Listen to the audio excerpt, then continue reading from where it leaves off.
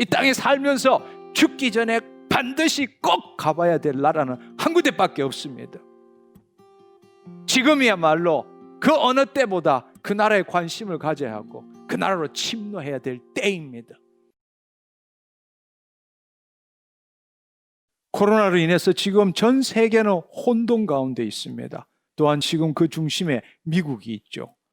과거에 미국은 국제 질서의 중심이었고 세계는 예측 가능한 시스템과 환경에 놓여 있었습니다. 그런데 지금은 과거의 모든 것들이 더 이상 작동하지 않게 되었습니다. 그야말로 지금은 전 세계가 일종의 혼돈, 케오스, 혼돈의 시대인 것처럼 보입니다. 그런데 왜 하나님께서는 이것을 허용하셨을까요? 마지막 때가 가까이 오기 때문입니다.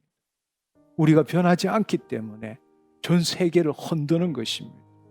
결국 그것을 흔들고 제한시킴으로 인해서 하나님이 부르시는 그 부르심에 우리가 깨달아 알고 반응하기를 원하시고 그 반응하는 자를 찾고 계신다는 것입니다.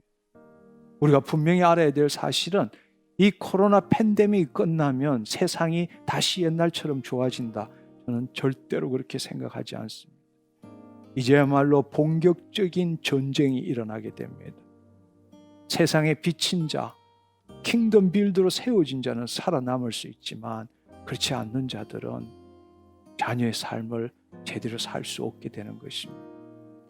지금 큰 전쟁을 준비하기 위해서 하나님 아버지께서는 그의 군대를 징집하고 계시는 겁니다.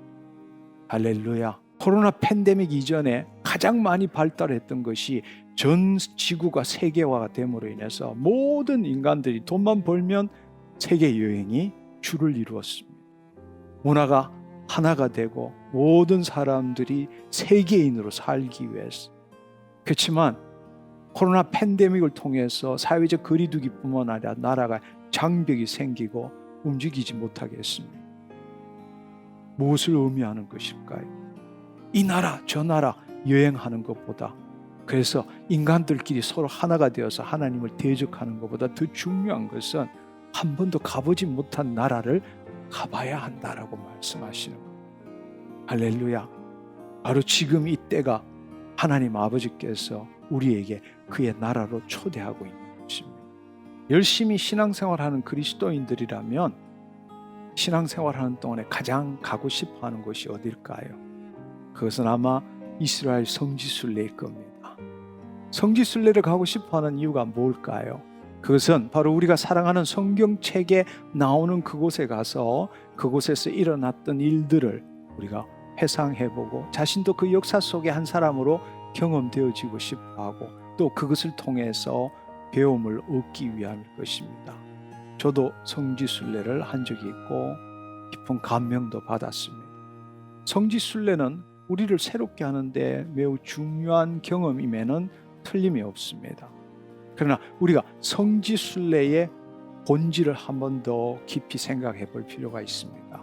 만약 성지순례의 본질이 바로 2000년 전에 이 땅에 오신 예수님을 만나는 것이라면 그분은 아마 이렇게 말씀하실 거예요. 너희는 왜 이곳까지 왔냐? 너희는 나 기억하기 위해서 여기 왔느냐? 아니면 나를 만나기 위해서 여기 왔느냐? 지금 이곳에 내가 없는데 왜 왔냐? 지금 내가 있는 곳으로 오는 게 더 좋지 않느냐? 내가 너에게 말한 것은 이스라엘이 아니라 내 나라로 들어오라고 말하지 않아. 성지는 죽은 사람을 기리기 위해서 찾는 곳이지만 우리가 정말 알아야 될 사실은 예수님께서는 부활하셔서 지금도 살아계신다는 것입니다. 그분은 지금 그의 나라, 그리스도 나라에 계십니다. 이스라엘이라는 성지에 계시는 것이 아니라 그분은 지금 하나님 우편에도 계시지만 우리 안에도 계십니다. 그것이 바로 하나님 나라입니다. 오늘 이 세상의 상황은 마치 창세기 11장, 12장의 이야기와 같다고 생각이 됩니다. 창세기 11장을 보면 노아의 방주 후에 그 노아의 자손들이 다시 반역하기 시작했습니다. 그들은 동방 시날 평지에 가서 그곳에서 함께 모여서 지내면서 서로 이 벽돌을 만들고 견고히 굽고 이 벽돌을 돌로 대신하여 역청으로 진흙을 대신하고 자신들이 발견한 과학적인 모든 기술을 동원해서 성읍과 탑을 건설하고 탑 꼭대기를 하늘에 닿게 하여 우리 이름을 내고 온 지면의 흩어짐을 면하자, 이렇게 한 것입니다. 이 노아의 홍수의 두려움 때문에 인간들이 함께 모여서 우리 서로 함께해서 바벨탑을 세워서 하나님처럼 되자. 다시금 하나님이 필요한 것이 아니라 우리가 하나님과 같은 신적 존재가 되고자 했던 것입니다. 그럴 때에 여호와께서는 그대로 온 지면에 흩어짐으로 그 도시를 건설하지 못하게 하셨습니다. 그리고는 하나님께서는 당신의 선택한 백성을 통해서 그의 나라를 이루시기를 원하십니다. 이 창세기 11장과 12장의 스토리의 전개가 전혀 논리적이지 않습니다. 무슨 말인가 하면 우리가 지금 읽었던 창세기 11장 8절 9절의 말씀은 인간의 타락과 하나님께서 행하신 일들 이후에 갑자기 셈의 족보가 나옵니다. 노아의 아들 중에 셈의 족보가 나옵니다. 그리고 그 족보 마지막에 이르르면 아브라함의 아버지 데라의 족보가 구체적으로 나옵니다. 그리고 12장이 되면 갑자기 뜬금없이 데라의 아들 아브라함을 부르시는 것이 그곳에 나옵니다.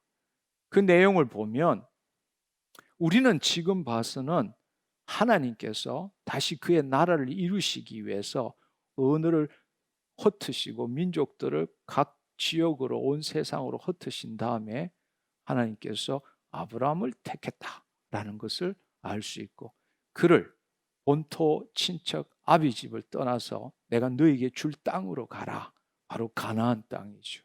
젖과 꿀이 흐르는 그곳, 이 땅의 의미로 볼 때 하나님이 통치하시는 그의 나라로 가기를 원했던 것입니다.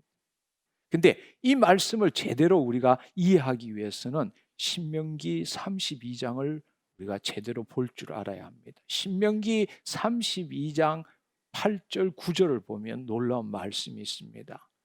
지극히 높으신 자가 민족들에게 기업을 주실 때에, 이 말은 땅을 나눠 주신다는 겁니다. 바로 지금 그 창세기 11장의 말씀을 하고 있는 겁니다. 민족들에게 기업을 주실 때, 또 인종을, 나라와 민족을 나눌 때에 이스라엘 자손의 수요대로 백성들의 경계를 정하셨도다 말합니다.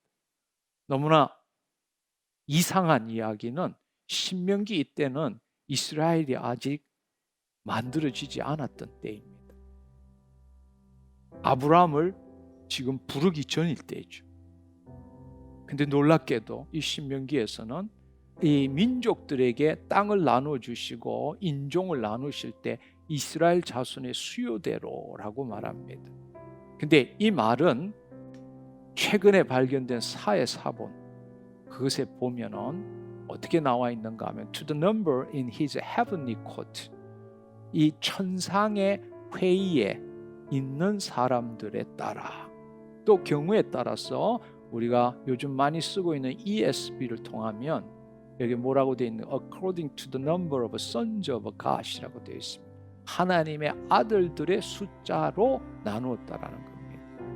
이것은 지금 다 말씀을 드릴 수 없지만 이 천상의 존재들, 우리가 흔히 말하는 엘로힘이라고 말하는 그 존재들에 따라서 하나님을 반역한 천사들, 천상의 존재들에게 그 나라를 다 떼줘버린 겁니다. 왜냐하면 그 당시에 노아의 후손들이 그 천상의 하나님을 거역한 천상의 존재들에 순종하는 삶을 살았기 때문에, 그래서 하나님을 반역한 것이죠. 근데 하나님께서는 그들의 숫자대로 떼줘버린 겁니다. 그 다음에 놀라운 말씀이 뭔가 하면 여호와의 분깃은 자기 백성인데 야곱은 그가 택하신 기업이로다. 바로 아브라함, 이삭, 야곱의 하나님, 바로 그 야곱을 하나님께서는 택하신 거예요. 그 일을 위해서 아브라함을 불러내신 것이죠. 할렐루야. 제가 왜 이 말씀을 여러분께 드리느냐, 오늘날을 한번 생각해 보십시오. 하나님께서 인간에게 원하시는 게 정말 무엇일까? 지금 창세기 11장과 12장의 그 상황을 오늘 우리에게 비교를 해본다면 지금처럼 반역한 인간들에게 창세기 12장처럼 다시 깨어있는 자들을 불러서 하나님 나라로 이끌어가기를 원하신다는 사실입니다. 할렐루야. 과학의 발달로 모든 인류는 새로운 세상을 경험하기를 원합니다. 그래서 모든 사람들이 그 소망이 뭐냐? 가보지 않는 다른 나라를 여행하고 다른 문화와 삶을 경험하기를 원합니다. 모든 세계 인간이 하나가 되기를 원합니다. 심지어는 통합 정부가 세워지기를 바라고 있습니다. 그리고 인간의 위대함을 나타내고자 하고 하나님 없이도 살 수 있다고 생각하는 것이 바로 오늘 이 시점입니다. 한번 생각해 보십시오.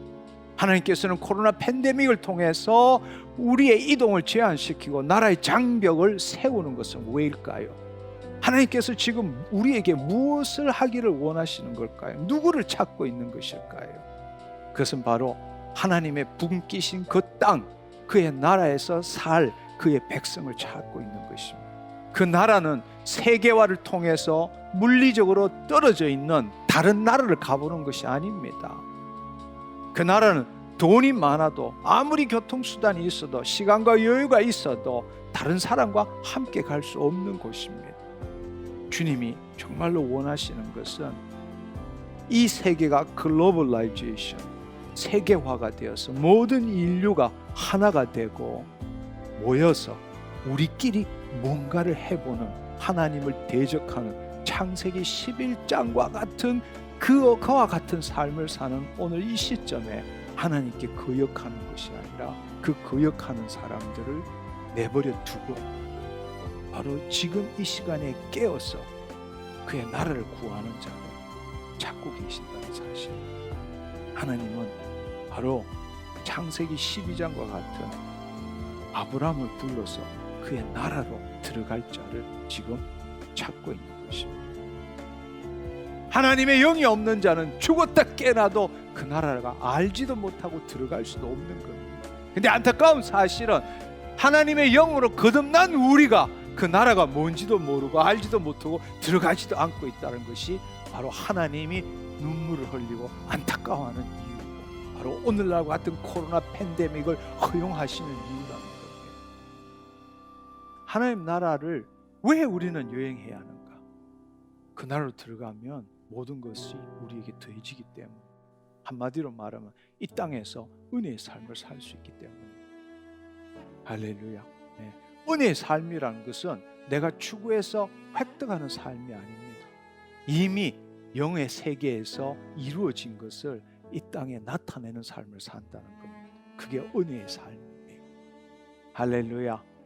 이 세상의 시공간 안에 환경이나 다른 사람이나 물질에 혹은 내 생각과 감정 그리고 내 육신에 묶이지 않는 참 자유의 삶을 살 수 있기 때문에 지금이야말로 이 세상을 사랑했던 우리에게 세상이 흔들리게 하심으로 인해서 우리로 하여금 이 세상에서 벗어나게 하시고 하나님 나라로 침노하도록 하나님이 부르시고 있고 우리는 그 부르심에 응답해야 합니다. 아멘. 지금이야말로 교회는 여행할 때입니다. 단체로 성지순례가는 대신에 단체로 하나님 나라로 여행할 때입니다. 할렐루야.